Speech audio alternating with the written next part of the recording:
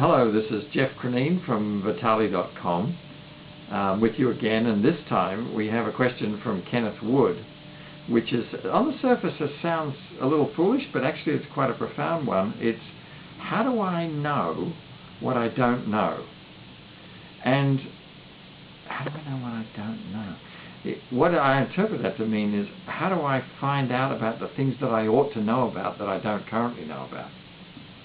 And it's very interesting because that brings up this whole, have you ever heard of the 4 steps of learning?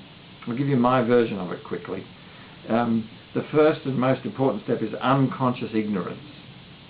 And you move from unconscious ignorance to conscious ignorance, which is when you know that you don't know about something. And then if you learn it, you move into conscious competence or skill. So you're aware of what you're doing and you become skillful. And finally, unconscious competence, where you just do the thing naturally and easily.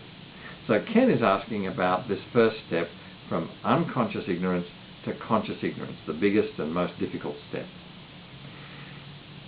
How do you learn about what you need to know that you don't know? Well, the key to it in moving to that first step is to find out where the learning edge is in your business or in your discipline, whatever it is. Where is the learning edge? For example, in science, you might say the learning edge is in the appropriate journal where new papers are published, or more likely in a conference where the people at the learning edge meet and talk.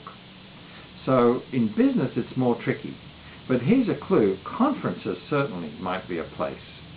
The learning edge in your business might be conferences. What conferences should I be going to? Some people say that business people should be going to a conference at least once a year. So that's one place to look.